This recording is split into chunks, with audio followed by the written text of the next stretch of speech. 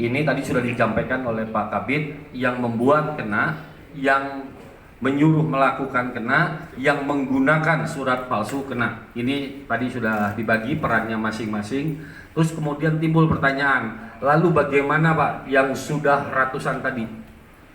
Upaya untuk melakukan tracing terus dilakukan. Ini baru saja kita lakukan dan kemudian akan kita lakukan pendalaman lebih dalam siapa saja yang sudah menggunakan ini.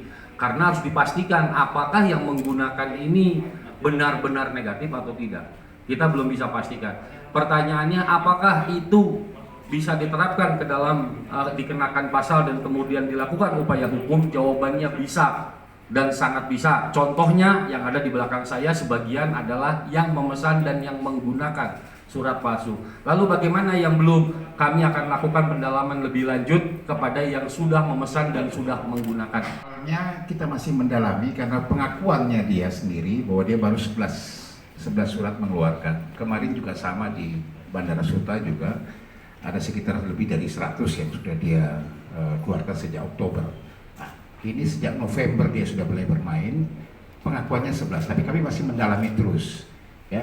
Karena tersangka yang ada di sini adalah, saya sekali tambahkan lagi bahwa memang betul tersangka yang ada di sini, ya saya sampaikan tadi perannya bukan sebagai pembuat saja, tapi ada beberapa yang pengguna yang kita sudah amankan juga, ya. Nah, yang dia kenakan biaya ini, kalau antibody atau antigen ini dia kenakan sekitar 75.000 sampai dengan PCR itu 900.000 dia kenakan biayanya, ya, untuk bisa tanpa melakukan uji tes, cukup dengan surat saja sudah bisa terbang. Nah ini yang dia lakukan. Kenapa dia bisa melakukan? Karena memang pelakunya ini adalah orang dalam juga, orang dalam, orang lab sendiri, kemudian dari klinik sendiri. Jadi dia bisa kopi suratnya apapun sama dia tanda tangan sendiri. Ya bukan.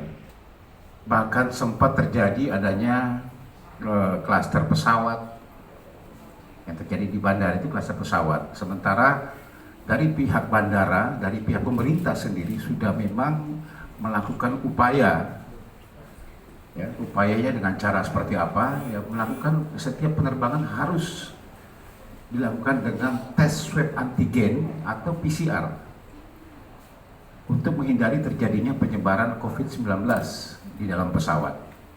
Tetapi oknum-oknum mereka tanpa dia sadari dengan mencari keuntungan merugikan, ya, merugikan masyarakat. Betul, kasihan orang yang memang sudah mengikuti aturan akhirnya turun dari pesawat maupun turun dari kereta api.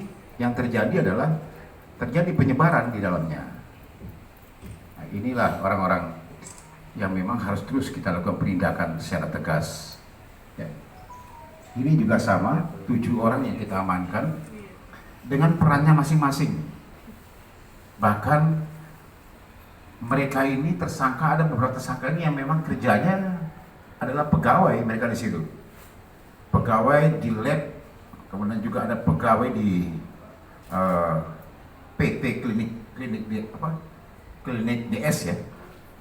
Dia pegawai sehingga dia bisa gampang mengetahui, dia punya PDF-nya. Kemudian mereka melakukan upaya untuk cara memalsukan data, dikosongkan, nanti namanya dimasukkan siapa pemesannya.